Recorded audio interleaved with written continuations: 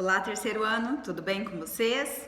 Tô aqui para mais uma aula de inglês, tá? Para nós terminarmos aí o conteúdo que nós estávamos trabalhando na nossa última aula, ok? Bom, como atividade da última aula, vocês ficaram com os testes, né, referentes à unidade 4 e com o roteiro de aula da unidade 5, ok? Então, eu vou mandar para vocês, tô mandando aqui no finalzinho uma foto com as respostas, com o gabarito da unidade 4. Se vocês tiverem algum problema, alguma dúvida, alguma divergência, né, no gabarito aí nas respostas, podem me enviar um recado, vamos voltar na questão, vamos analisar se tiver algum problema, alguma dúvida para eu poder ajudá-los, ok? O roteiro de aula é sempre aquele resuminho, né, que vocês fazem, então não tem um certo, um errado, alguns às vezes resumem um pouquinho mais, outros um pouquinho menos, mas acabam completando aí aquela parte do roteiro, tá?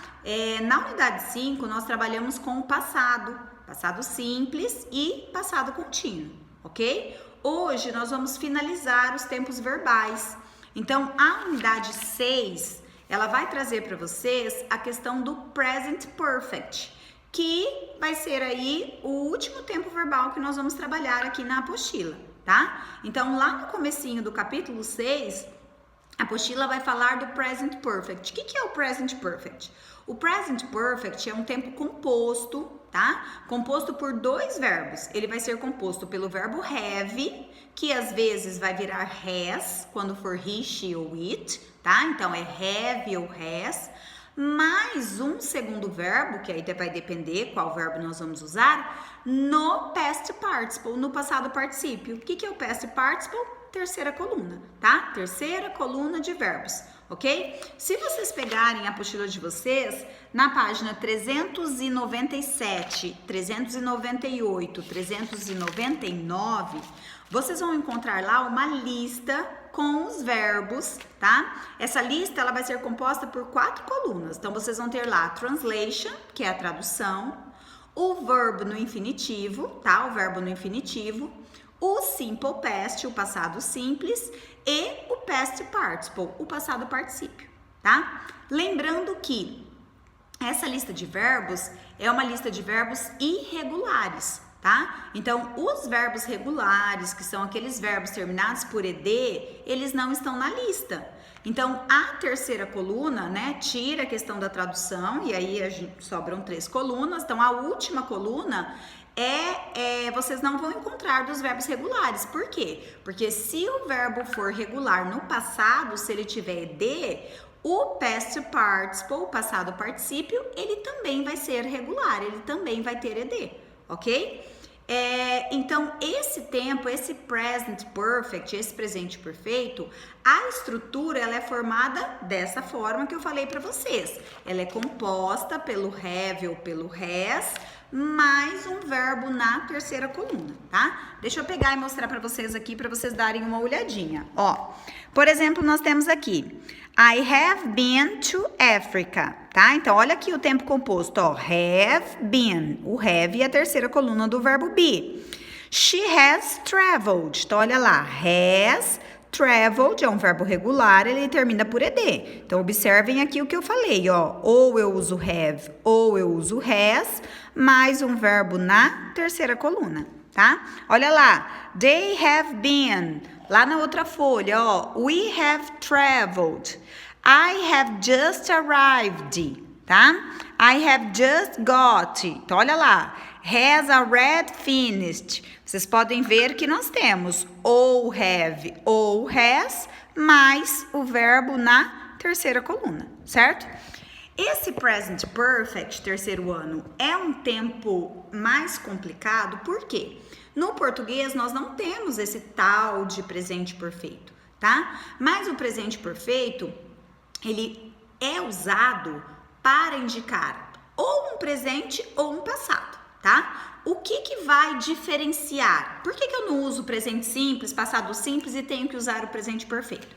Bom, o presente perfeito ele é usado para se referir a uma ação que começou e ainda não terminou, tá? Eu não sei quando ela começou.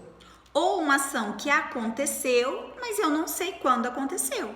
Então, por exemplo, quando eu falo eu moro em Colorado há 10 anos, Não é uma coisa agora, do presente, do agora, do momento. É uma coisa que começou no passado e continua agora. Então, em inglês, eu diria I have lived in Colorado for 10 years. I have lived. Eu vou traduzir como eu moro, mas na hora de escrever no inglês eu tenho que usar o present perfect. Por quê? Porque não é uma ação do momento agora, presente. É algo que começou lá atrás, mas que ainda acontece no presente, tá? Se eu quero falar que eu comprei um carro, mas eu não digo quando, então no inglês eu digo I have bought a car. Eu comprei um carro. Have bought. Por que eu não posso usar só I bought? Porque para usar só I bought, eu comprei, eu tenho que dizer quando, tá? Então, o uso do present perfect, ele acontece nessas situações. Quando eu quero falar de um presente, mas que começou lá atrás, ou quando eu quero falar de uma ação que aconteceu no passado, mas eu não sei quando. Tudo bem? Então, é um tempo composto, como eu disse, 2 verbos, have ou has, mais um verbo no particípio, que seria a terceira coluna. A interrogative e a negative é feita com o primeiro verbo, com have ou com has. Esse have e esse has, eles vão servir como auxiliares, tá? Então, na hora de pôr na negativa, I have, a negativa vai ficar I haven't. She has, a negativa vai ficar she hasn't. E a interrogative, a interrogativa, ela é feita com have ou com has no início. Então, se eu tenho I have, a interrogative vai ficar have I. Se eu tenho she has, a interrogative vai ficar has she. Ok? Então, ele é um tempo complexo, às vezes, para vocês entenderem, porque no português nós não temos. Mas se nós pararmos para analisar a estrutura, se vocês memorizarem o particípio dos verbos, fica tranquilo, tá? Lembrando que o have eu uso para o I, you, o we e o they, e o has eu vou usar para he, she, it, ok? Na apostila de vocês, página 394, 395, vocês vão ter lá essa questão do present perfect, tá? Então tem lá a forma afirmativa, tem a interrogative, tem a negative e tem o uso também. E depois nas páginas 397, 98 e 99, vocês vão ter as listas de verbos relacionados ao particípio dos verbos irregulares, como eu já comentei com vocês.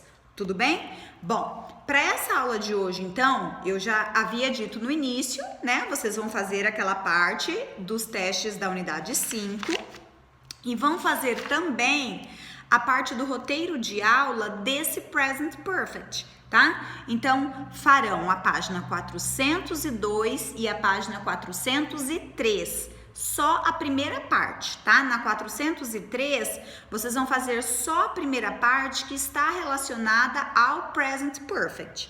A segunda parte vocês não vão fazer por quê? Porque nós temos também o present perfect continuous, tá? Só que o present perfect continuous nós vamos deixar para depois, nós não vamos ver agora, ok? Então, com esse present perfect, nós vimos 5 tempos verbais, tá? Vamos recapitular lá. Nós vimos o simple present, presente simples, I study English. I study, eu estudo. Nós vimos o present continuous, presente contínuo, I am studying English. Eu estou estudando inglês, é aquela ação que está acontecendo.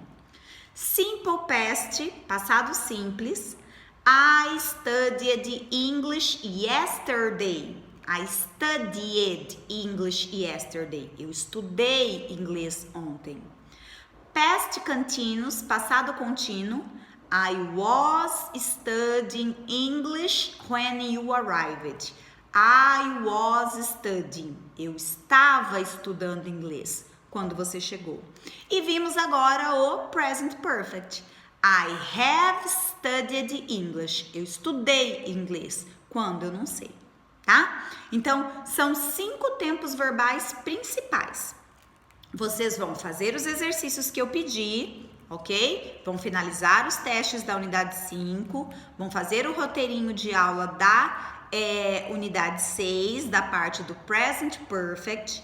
E aí, na nossa próxima aula, nós finalizamos essa unidade 6 falando do present perfect continuous e dos modal verbs, tá? Porque os modal verbs são os verbos modais, mas são verbos especiais. Então, nós temos o presente e nós temos o past, o passado, mas como eles são verbos especiais, eles recebem, né, esse nome de modal verbs, porque eles possuem algumas características especiais, tudo bem? Então, para finalizar os tempos verbais, na nossa próxima aula, nós terminamos com o present perfect continuous e com os modal verbs. Tudo bem? Fico aqui esperando, aguardando. Se vocês tiverem algum problema, se vocês tiverem alguma dúvida, não esqueçam, eu estou aqui à disposição. Tem alunos que estão com atividades atrasadas, podem me enviar, tá? Se tiverem problema com algum vídeo, com algum conteúdo passado, me mandem mensagem, me perguntem, eu estou aqui à disposição para ajudá-los. Não deixem de assistir essas aulas, não deixem de realizar as atividades para vocês observarem se vocês têm ou não, né, algum problema, ok? Fico aguardando aí as respostas, né, o arquivo com as atividades de vocês e qualquer dúvida que vocês tenham, por favor, estou à disposição. Tudo bem? Até a próxima!